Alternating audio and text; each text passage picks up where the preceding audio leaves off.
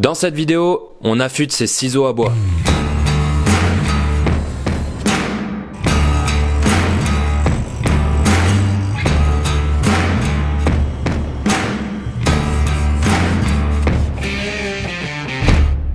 Parce que j'ai retrouvé des vieux ciseaux à bois complètement foutus. Vu l'état et les gouttes de plâtre, à mon avis, ils n'ont pas servi qu'à tailler du bois. Et vu que je m'y connais pas tant que ça dans le travail du bois, l'affûtage, etc., j'ai dû faire appel à quelqu'un qui s'y connaît un peu mieux. Je veux parler de Around the World.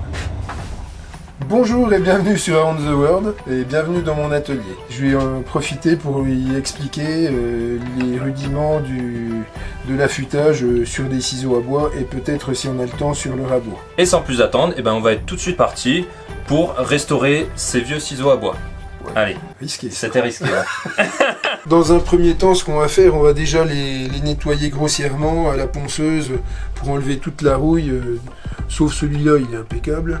Moi, je le fais à la ponceuse, mais vous pouvez très bien le faire avec une cale à poncer et de l'huile de coude et de la patience. Moi, je l'ai pas, donc je fais ça à la ponceuse et ça va 10 fois plus vite. Sur le dessus du rabot, faut pas utiliser de ponceuse. On le met bien à plat. On va nettoyer.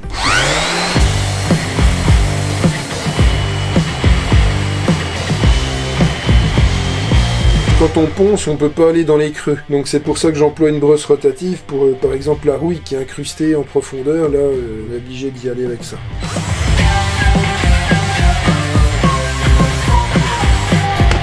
Le dos d'un ciseau à bois, ça s'appelle la planche. Et ça doit être parfaitement plat, sinon ça coupe pas. L'affûtage, en fait, c'est la jonction de deux surfaces. Une surface plate qui est en dessous et une surface oblique qui est au-dessus.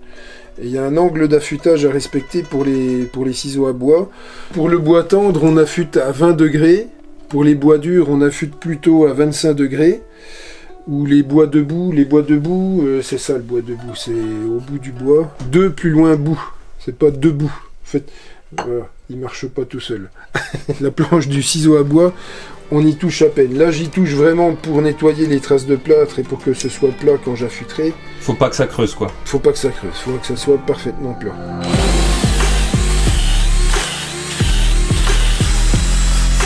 Voilà, là c'est pas mal. Là en fait il y a des dents, ça a été affûté à la meuleuse et ça faut jamais faire. Là on va essayer de faire partir ça, faut vraiment que ça parte. La planche du rabot doit vraiment être plate et là il y a 1/2 mm qu'il faut vraiment faire partir.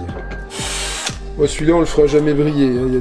La rouille est vraiment trop en profondeur, faudrait le réusiner, mais bon, ça sert à rien, c'est juste esthétique. Au contraire ça lui donne du cachet. Ouais, bah moi mes outils ont souvent du cachet, ouais. Donc là je le passe à la ponceuse à bande, c'est une bande qui est très très usée, mais ça sera bien suffisant. Il faut pas rester trop longtemps parce que après ça chauffe et ça risque de faire bleuir l'acier. L'acier bleuit, acier foutu. Ouais, c'est comme le café. Café foutu. Voilà.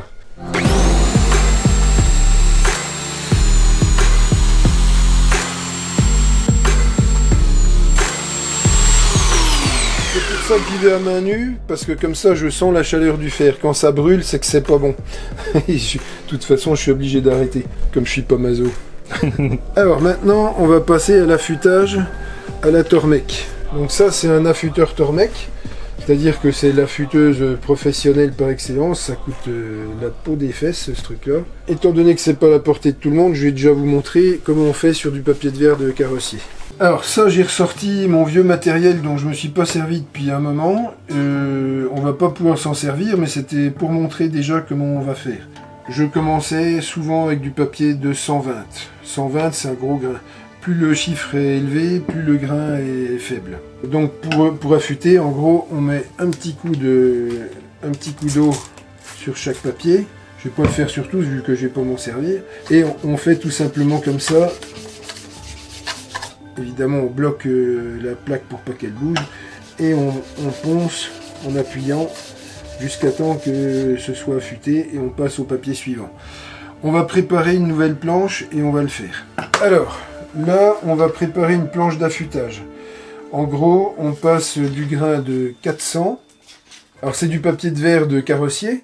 Hop, petite précision, ce qu'il appelle du papier de carrossier, c'est simplement du papier abrasif à l'eau. Donc pas le même que le papier abrasif standard. L'affûtage, on peut se limiter à 3 grains. Si on fait 400, 800 et 1000, quand on arrive à 1000, déjà, on est déjà bien. Hein. Après, c'est plus de la maniaquerie, parce que moi, j'aime bien me regarder dans les dans les ciseaux à bois. Non, mais en plus, c'est pas mal, parce que quand on coupe, on voit vraiment ce qu'on fait par réflexion. Par exemple, si tu as un trait droit et qui se reflète dans le ciseau à bois, tu sais si tu es vraiment droit. Ah. Ça peut aider, mais bon, moi j'aime bien. Donc là, ce qu'on va faire, on a de la colle multiposition, non, repositionnable.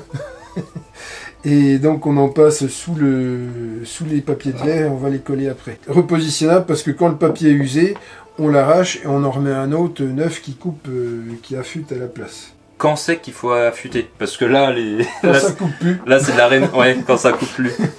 Non, mais on s'en rend compte. Quand on a l'habitude de servir d'un ciseau qui est affûté, quand il coupe plus, on le voit tout de suite. Faut pas attendre qu'il coupe vraiment plus parce que après on galère vraiment trop à affûter. D'accord. Quand il est à le bon angle, qu'il est bien affûté, on passe un petit coup sur le mille et on reprend le travail tout de suite après et ça va tout seul. Donc pour avoir moins de travail sur la longueur, voilà. Faut entretenir ses outils. Exactement. Et pour faire du bon boulot, de toute façon, il faut aussi des bons outils. C'est un peu Spider-Man là. Ouais, alors par rapport au bord, c'est mieux de coller le papier de verre juste au bord de la planche en laissant quelques petits centimètres, un demi centimètre c'est bien. Quand on arrive là, en fait, on peut utiliser plus de longueur. Alors que si le papier de verre était plus loin, bah, ce serait, on est sur la planche au lieu d'être sur le papier de verre. On humidifie toutes les feuilles de papier de carrossier. Voilà, pas besoin qu'il y ait trop d'eau. Et puis, important aussi, on bloque la planche. Voilà, donc là on a une plaque qui bouge plus. Et là, bah, tout simplement, on peut attaquer en faisant comme ça. On positionne ses doigts pour bien presser pour que ce soit plat. Et on fait des mouvements en se concentrant. C'est cette partie-là qui doit vraiment être plate et bien affûtée. On donne plus de pression sur ce doigt-là. Et vous voyez, il y a déjà la rouille qui commence à apparaître. Si le papier était plus clair, on verrait du noir. Parce que c'est de l'acier au carbone, et il y a le carbone qui se détache, ainsi que l'acier. Quand ça se salit, c'est signe qu'on est déjà en train d'attaquer. Donc là, on voit, ça commence à briller légèrement. Voilà. Quand on a fait ça, on essuie un peu pour enlever les cochonneries qui sont dessus. Et on passe au grain plus fin. En fait, on l'essuie entre chaque pour pas prendre les particules qui pourraient être de celui-là. Oui, donc on pense bien à nettoyer à chaque fois entre. J'ai déjà vu des gens qui font des 8 ou des ronds. Oui, là. on peut. Mais ça change rien, c'est ça? Oui. Ouais, du moment que ça marche comme ça, je continue. Il y en a qui aiment bien danser, moi c'est pas trop mon truc. Donc tu disais faut mettre plus de poids sur le doigt avant, c'est ça? Toujours. Et comment on sait quand faut passer de l'un à l'autre? Au bout d'une trentaine d'allers-retours, on peut passer à l'autre. Hein. Et ça commence à changer de couleur et on voit que le bout commence à être un peu plus poli. Il m'a dit bonjour, il m'a dit merci, il est poli. Donc là on va faire toutes les planches de ciseaux à bois. On va faire du travail à la chaîne.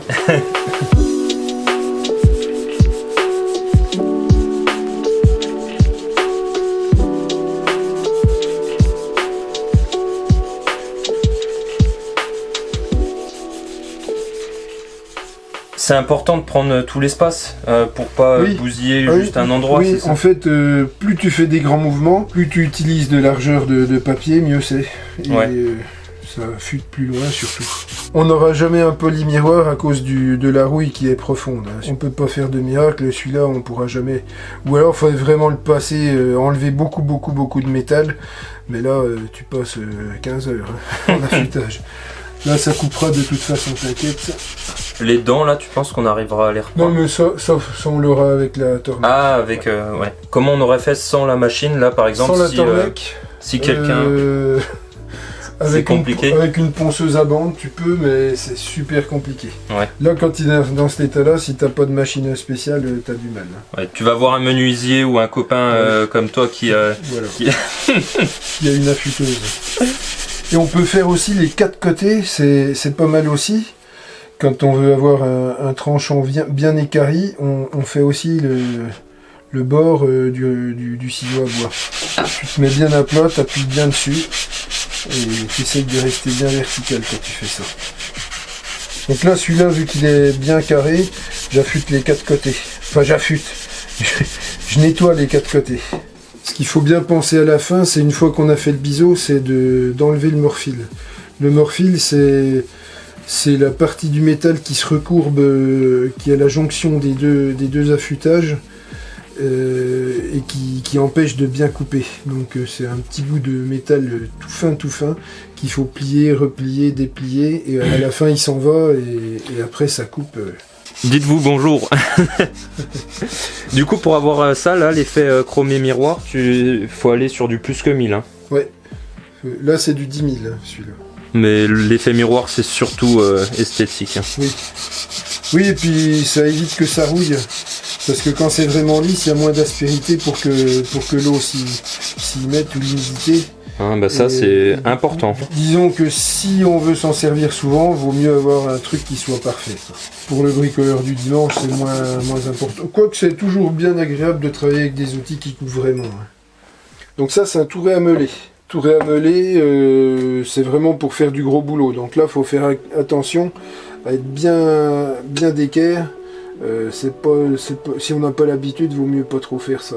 Ok, et du coup là c'est pour faire l'angle d'attaque parce du que là ciseau. il est vraiment trop attaqué, je vais lui redonner. Ah bah c'est celui qui est en biais comme ça là. Oui. Ouais. D'accord. Donc là on le met en route.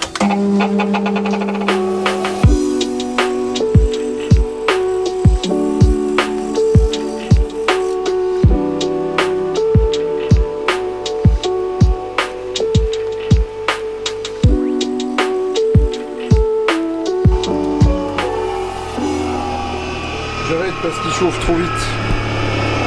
Je vais plutôt le faire au tourneck. Là je l'ai remis d'équerre. Je vais le finir au tourneck. Là, pour servir du tourneck, il faudrait une séance complète. Hein. Donc là je vais pas vous expliquer exactement comment ça marche. Mais en gros c'est une meule à eau. Ça évite de chauffer. Moi en fait quand il y a un angle, j'essaye de le respecter. Donc je regarde bien si ça touche. Et il y a un moyen simple aussi pour ça. Mettre un petit coup de marqueur dessous. Il y a une autre méthode en fait. Hein. Là, on a une plaque avec des angles. Donc si on veut affûter à 30 ou à 25, on se met dans la fente. On met le bout de plastique noir au bout du rabot et l'autre morceau sur la meule. Et on regarde que ce soit bien à plat. Et là, comme par hasard, c'est bien à plat parce que j'ai respecté l'angle du rabot d'avant. Ce qu'on fait, on donne un petit coup de marqueur noir en dessous et on affûte jusqu'à temps qu'on voit plus le marqueur. Tout simplement. Petite astuce. On va en route.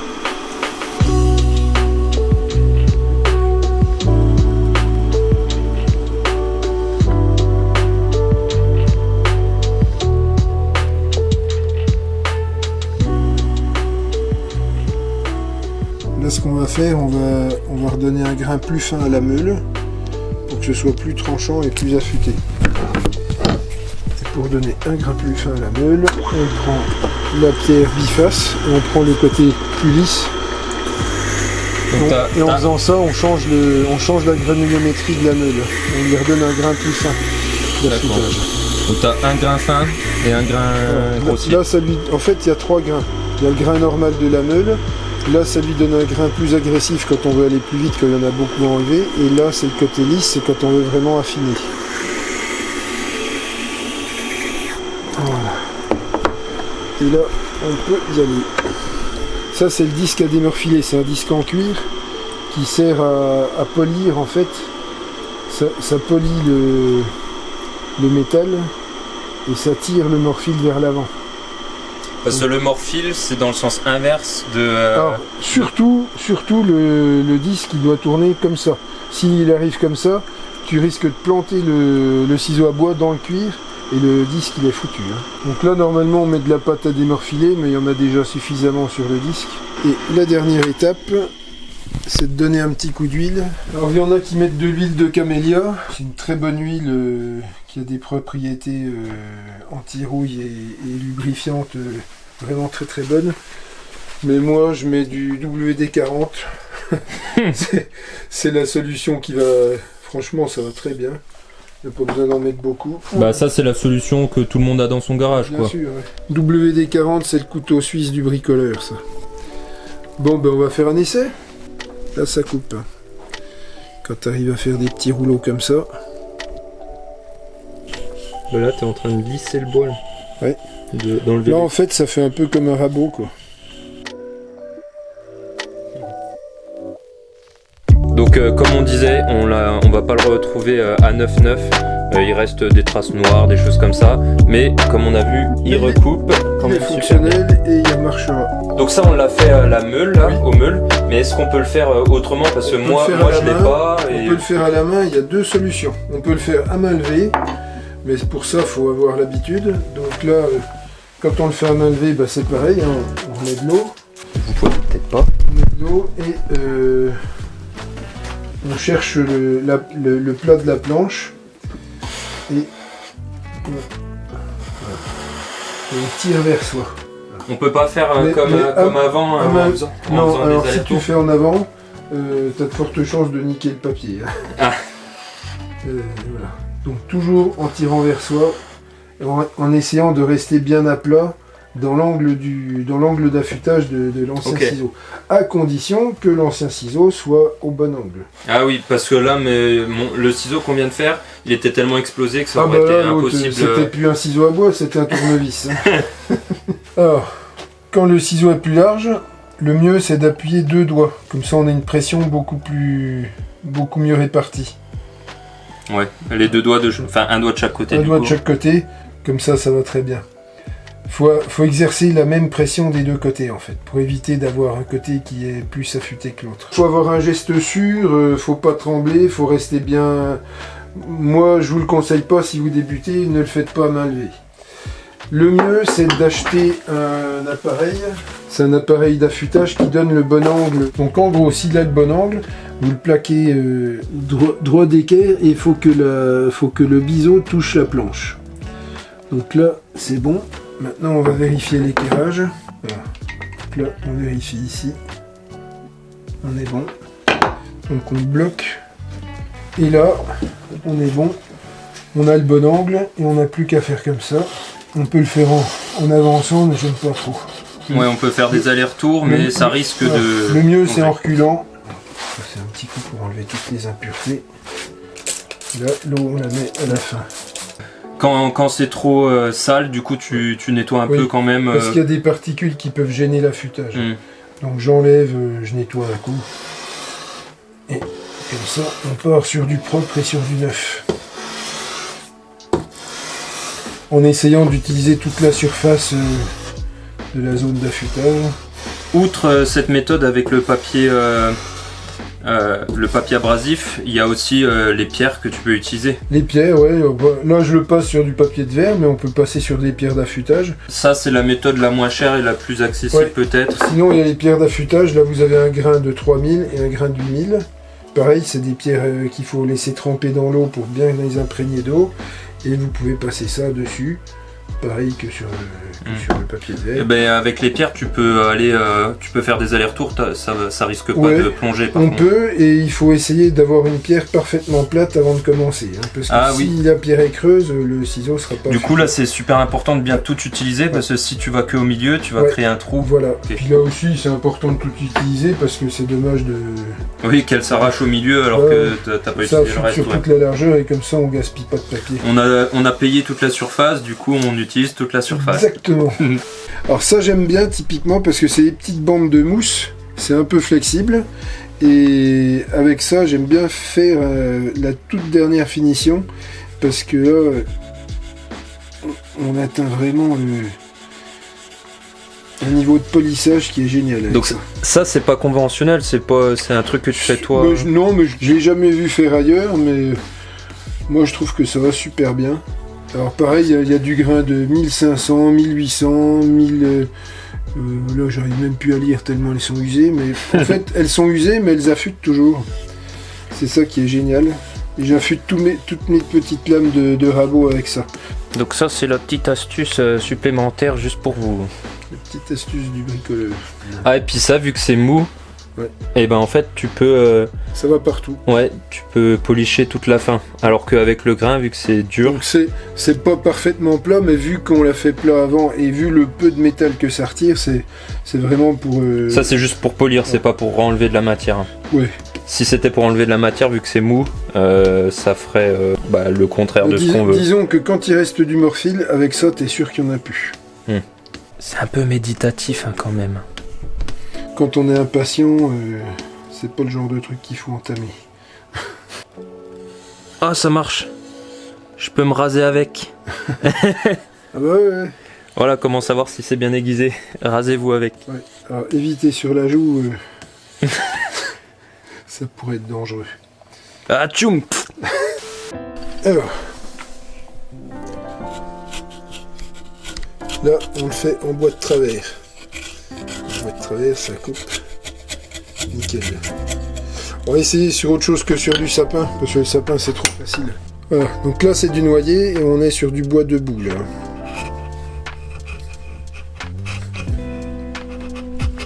Et le bois debout, c'est ce qu'il y a de plus dur. Et ça nous sort des beaux petits copeaux bien brillants. Ah, je peux vous dire que là, ça coupe. Donc si vous voulez en apprendre plus sur le travail du bois, n'hésitez pas à aller voir sa chaîne. C'est Around the World. Voilà. Bon et bien voilà, on a vu quand même pas mal de techniques différentes pour faire l'affûtage de ces ciseaux à bois. Et bien entendu, n'hésitez pas à nous poser des questions en commentaire. On Se fera un plaisir d'y répondre. Voilà. Qu'est-ce qui nous fait un peu d'huile de coude? De la vaseline. Parce que ça attaque pas le bois. Là pour un coup je mets pas de la WD-40. Et ça sort des belles vis comme ça. Qui servent à réparer mes rabots. une Mais sacrée on peut- collection. On peut s'en servir aussi pour faire d'autres choses. Si vous voulez d'autres collaborations, qu'on apprenne d'autres choses intéressantes par rapport à la menuiserie, le travail du bois, les outils et tout, n'hésitez pas à nous le faire savoir en commentaire. Les Ça- restaurations. Ah oui, restauration de vieux outils parce qu'il a une sacrée paire de rabots et autres outils. Tu m'as fait peur. Allez sur ce, portez-vous bien, à la prochaine et passez voir le copain.